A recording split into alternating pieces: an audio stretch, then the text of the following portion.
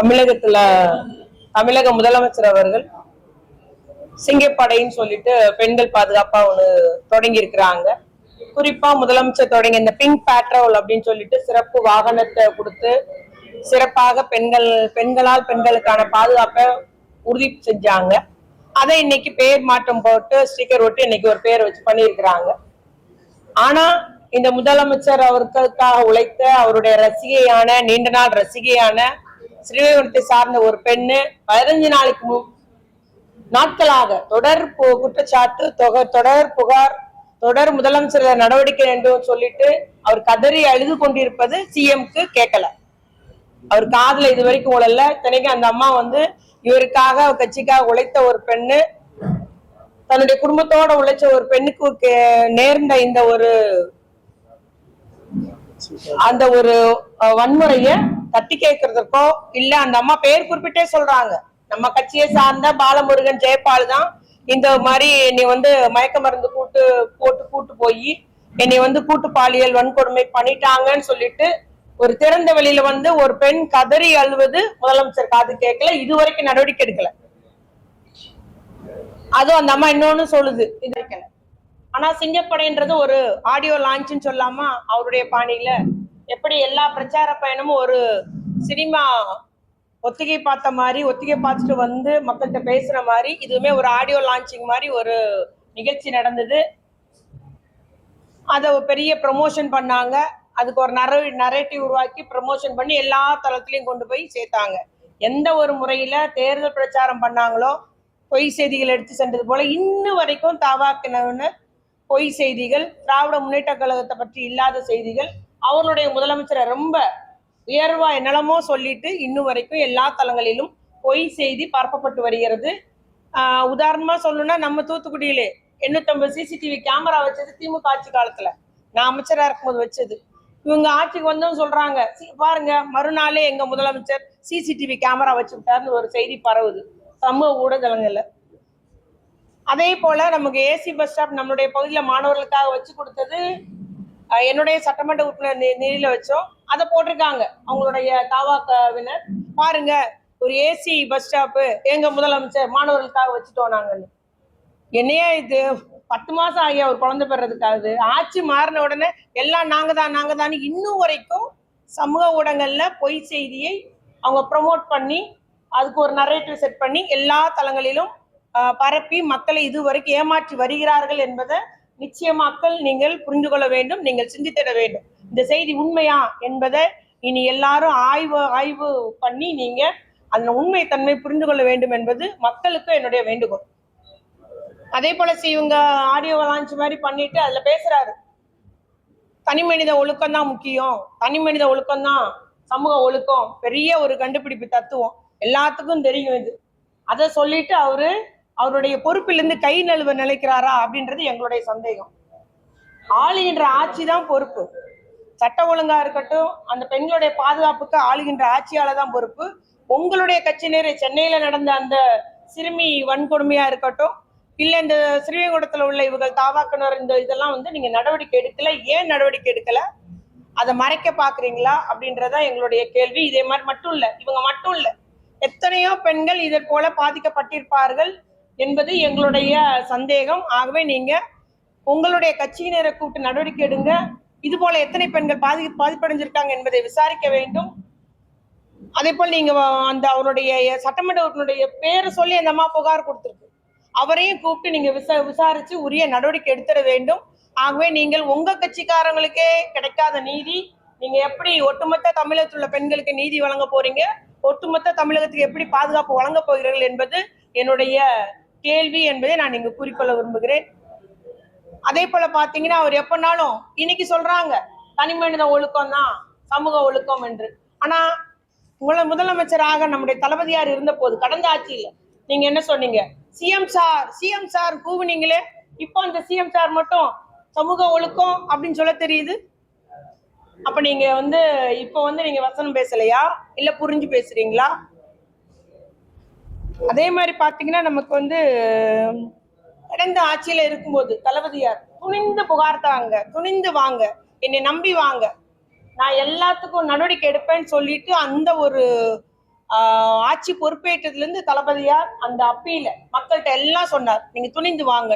அதே போல எல்லா பெண்ணும் துணிந்து புகார் தர முன் வந்தாங்க.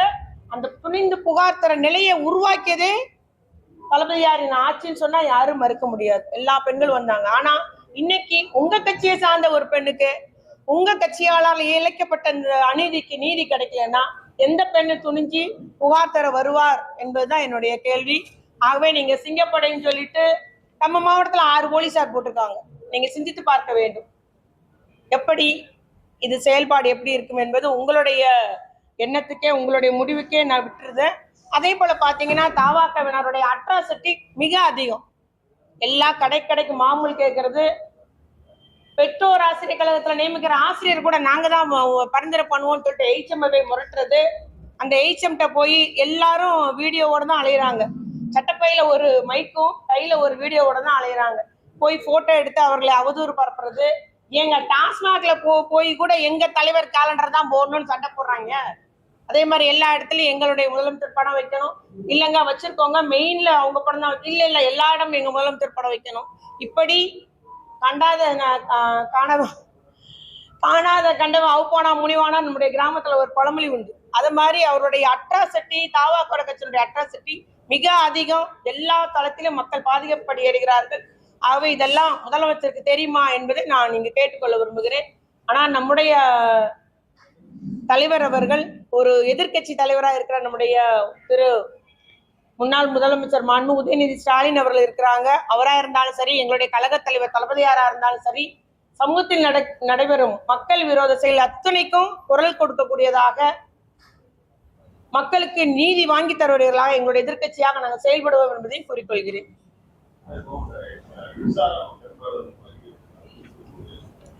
நிர்வாக சீர்கேடு தான். ஏன் இவ்வளவு நாள் மின்சார தட்டுப்பாடு வரல? நமக்கு தேர்தல் முடிஞ்சு ரிசல்ட் வரைக்கும் நல்லா தான் இருந்தது. இப்ப என்னாச்சு? நிர்வாக சீர்கேடுன்னு தான் நான் உறுதியா சொல்லுவேன். சரியாக எங்க என்ன பிரச்சனை இருக்கு என்பதை பார்த்து அந்த தமிழ்நாடு அரசு அதை சரி செய்திட வேண்டும்.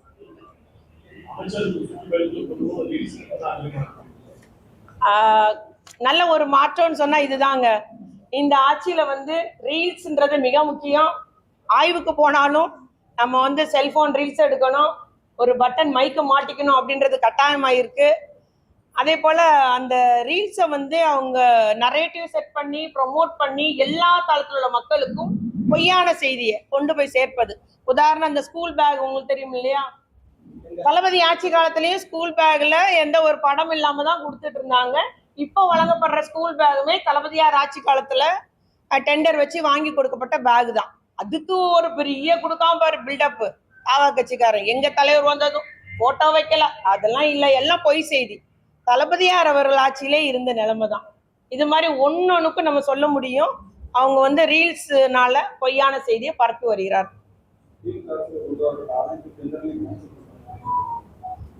இல்ல, அது அரசு அவங்க என்ன முடிவு எடுப்பாங்கன்றது தெரியலங்க. அதுக்கு என்ன அவங்க காரணம் சொல்றாங்கன்னு தெரியல. Right, correct. அது நல்ல ஞாபகப்படுத்தினீங்க. அதாவது குறைகளை சுட்டி காமிக்கிற அந்த 3 சேனல்கள், பாலிமர், நியூஸ் தமிழ், அப்புறம் தமிழ் ஜனம்னு நினைக்கிறேன், 3ஐயும் முடக்கி இருக்கிறாங்க. இது என்ன நியாயம்? ஜனநாயகத்தின் 4வது தூண்டா இருக்கிற செய்திகள் சேனலா இருக்கட்டும், பத்திரிகைகளா இருக்கும், ஆட்சிக்கு நல்லது கெட்டது இது உங்களுடைய ஆட்சியினுடையனால இந்த மாதிரி ஒரு பலன் இருக்குன்றத சுட்டி காண்பிக்க வேண்டியது அவருடைய கடமை. 4வது தூணாகிய பத்திரிகையாளருடைய கடமை. அதை கூட நீங்க செய்ய முடக்குவதன் மூலம் அவங்கள நீங்க என்ன சொல்றது, அவங்கள மிரட்டி உருட்டி அச்சுறுத்தி அடக்கி விடலாம்னு சொல்றீங்க. அது வன்மையா நான் கண்டிக்கிறேன். பத்திரிகை ஜனநாயகன்றது நம்முடைய சமுதாயத்துக்கு, ஜனநாயக நாட்டுக்கு மிக முக்கியமானது. அதை ஒடுக்குவதை நாங்க வன்மையா கண்டிக்கிறோம்.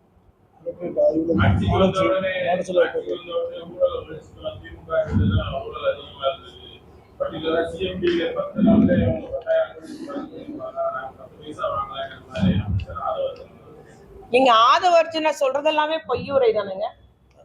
அவர் பேசுறது எல்லாமே பாத்தீங்கன்னா ஏதாவது உண்மை புறமா ஏதாவது அவருக்கு சவுடால் பேச்சு தெரியும், அதை இதையும் சொல்லி ப்ரொமோட் பண்றாங்க. மற்றபடி உண்மை நிலைமை என்றது எனக்கு தெரியாது.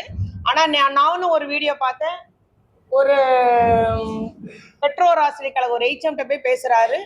MLA சொன்ன டீச்சரை அப்பாயிண்ட் பண்ணக்கூடாது, நாங்க தான் தருவோம், தாவக்க மாவட்ட செயலர் நான் தான், எங்க ஆட்சி தான், நாங்க சொல்ற டீச்சரை தான் நீங்க பணி நியமனம் பண்ணணும்னு சொல்றாங்க. நம்மளுடைய ஆட்சி காலத்துல தளபதியாருடைய முதலமைச்சராக இருக்கும்போது பெற்றோர் ஆசிரியர் கழகத்துலலாம் அந்த ஆசிரியர்கள் தான் யாரை நியமனம் பண்ணணும், என்ன சப்ஜெக்ட் வேணும் அவங்க தான் முடிவு பண்ணுவாங்க. அதெல்லாம் யாருமே தலையிடுறது கிடையாது. இந்த அளவுக்கு எல்லா தளங்களிலும் அவருடைய கட்சிக்காரருடைய அட்ராசிட்டி அதிகம் இருக்கும். இதுக்கு முதலமைச்சர் என்ன செய்வார்ன்றது தெரியல. குறிப்பா நம்மளுடைய ஊரை சார்ந்த அந்த பெண்ணு இன்னைக்கு கூட அவங்க சென்னைக்கு தலைமை செயலகத்துல போய் எல்லாத்தையும் பார்க்க போயிருக்காங்க. அவங்க தனக்கு இழைக்கப்பட்ட அநீதிக்கு ஒரு நியாயம் கிடைக்கணும்னு அழைகிறாங்க. ஆனா தாவாக்க எம்எல்ஏ அந்த அம்மா பேர் சொல்லி கூட இன்ன வரைக்கும் அவங்க வீட்டுல போய் மிரட்டுறது, போய் அச்சுறுத்துறது பண்ற மாதிரி அந்த நிலையில தான் ஈடுபடுறாங்க. நியாயம் கிடைக்கவில்லை அந்த பெண்ணு.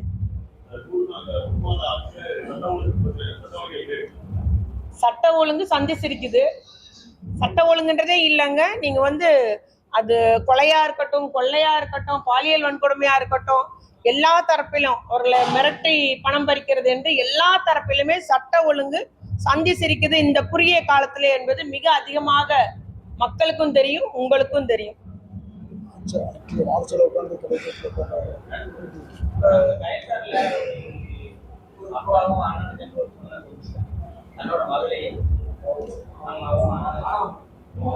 நம்ம கயத்தாறுல நமக்கு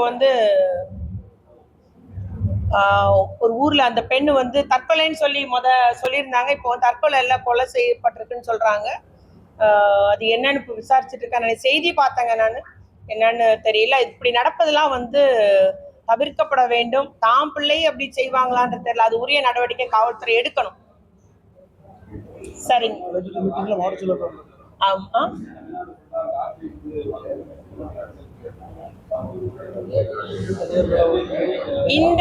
இந்த ஸ்ரீவைகுண்ட அந்த பெண்ணோட கதையிலே பாத்தீங்கன்னா, அந்த பெண்ணை உனக்கு நீ லாட்டரி வித்தா நல்ல லாபம் வரும், உனக்கு வருமானம் வரும், வேலை வாங்கி தரேன், லாட்டரி விற்கிற வேலைன்னு சொல்லிட்டு தான் கூப்பிட்டு போயிருக்காங்க.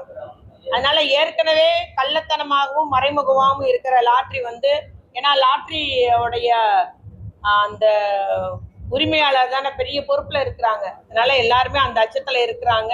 லாட்டரி மூலமும் ஒரு ஏழை எளிய குடும்பங்கள் இனி அவருடைய வாழ்வாதாரத்தை இழக்கிற நிலை உருவாகுன்றது மக்கள் அச்சத்துல இருக்கிறாங்க.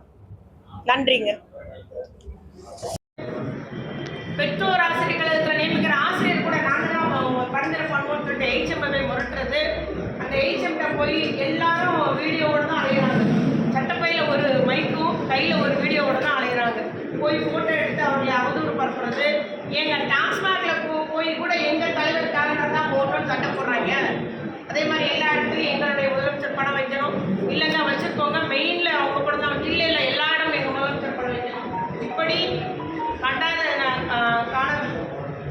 காணாத கண்டம் அவுப்பானா முடிவானா நம்முடைய கிராமத்துல ஒரு பழமொழி இருக்கு. அது மாதிரி அவருடைய அட்ராசிட்டி, தாவா படத்தினுடைய அட்ராசிட்டி மிக அதிகம். எல்லா தளத்திலும் மக்கள் பாதிக்கப்படுகிறார்கள். ஆகவே இதெல்லாம் முதலமைச்சருக்கு தெரியுமா என்பதை நான் கேட்டுக்கொள்ள விரும்புகிறேன். ஆனால் நம்முடைய தலைவர் அவர்கள் ஒரு எதிர்கட்சி தலைவராக இருக்கிற நம்முடைய முன்னாள் முதலமைச்சர் மாண்பு உதயநிதி ஸ்டாலின் அவர்கள் இருக்கிறாங்க. அவராக இருந்தாலும் சரி, என்னுடைய கழக தலைவர் தளபதியாராக இருந்தாலும் சரி, சமூகத்தில் நடைபெறும் மக்கள் விரோத செயல் அத்தனைக்கும் குரல் கொடுக்கக்கூடியதாக, மக்களுக்கு நீதி வாங்கி தருவதாக எங்களுடைய எதிர்கட்சியாக நாங்கள் செயல்படுவோம் என்பதை குறிப்பிடுகிறேன். சீர்கேடு தான். ஏன் இவ்வளவு நாள் மின்சார தட்டுப்பாடு வரல? நமக்கு தேர்தல் முடிஞ்சு ரிசல்ட் இது வரைக்கும் நல்லா தான் இருந்தது. இப்போ என்ன நிர்வாக சீர்கேடுன்னா நான் உறுதியாக சொல்வேன். சரியாக எங்க என்ன பிரச்சனை இருக்கு என்பதை பார்த்து அந்த தமிழ்நாடு அரசு அதை சரி செய்திட வேண்டும்.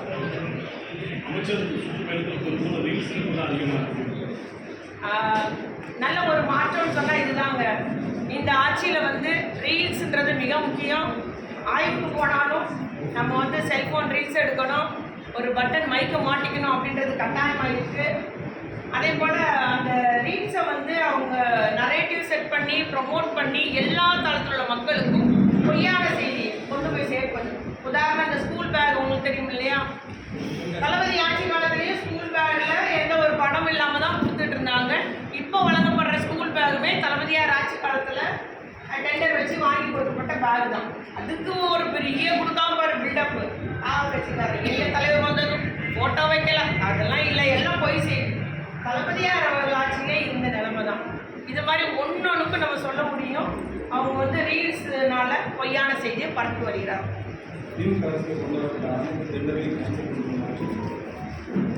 அது வந்து அரசு அவங்க என்ன முடிவு எடுப்பாங்கன்றது தெரியலங்க. அதுக்கு என்ன காரணம் சொல்றாங்கன்னு தெரியல.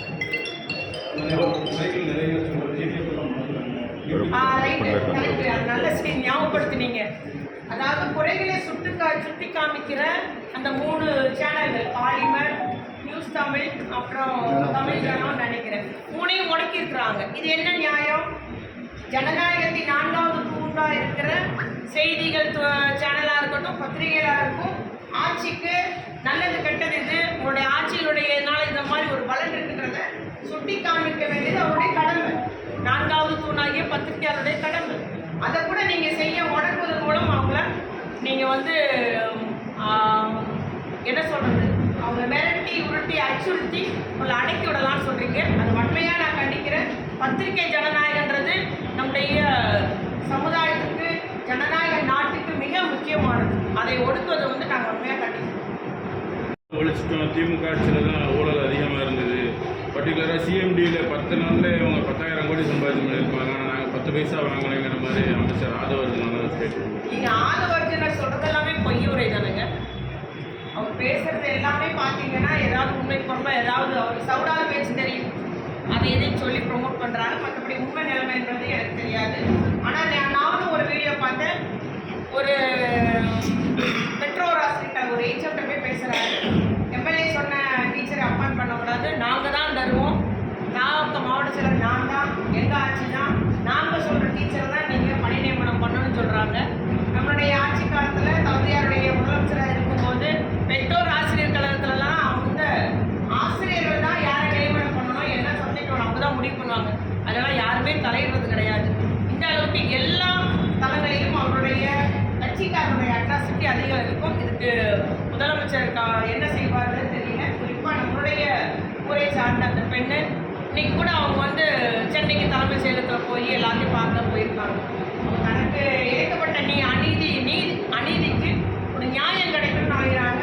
ஆனால் தாமக எம்எல்ஏ நம்ம பேர் சொல்லி கூட இன்ன வரைக்கும் அவங்க வீட்டில் போய் மிரட்டுறது, போய் அச்சுறுத்துறது பண்ணுற மாதிரி அந்த நிலையெல்லாம் ஈடுபடுறாங்க. நியாயம் கிடைக்கவில்லை அந்த பெண்.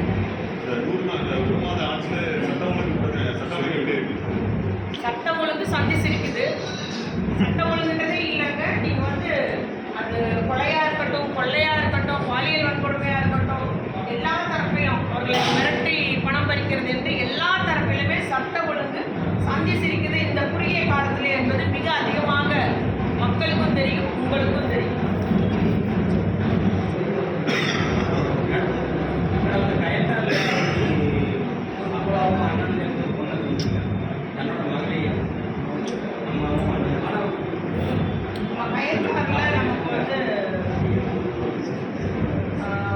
ஊரில் அந்த பெண்ணு வந்து தற்கொலைன்னு சொல்லி சொல்லியிருந்தாங்க. இப்போ தற்கொலை எல்லாம் கொலை செய்யப்பட்டுன்னு சொல்கிறாங்க. அது என்னன்னு விசாரிச்சுருக்காங்க. செய்தி பார்த்தாங்க. நான் என்னன்னு தெரியல. இப்படி நடப்பதெல்லாம் வந்து தவிர்க்கப்பட வேண்டும். தான் பிள்ளை அப்படி செய்வாங்களான்னு தெரியல. உரிய நடவடிக்கை காவல்துறை எடுக்கணும். சரி.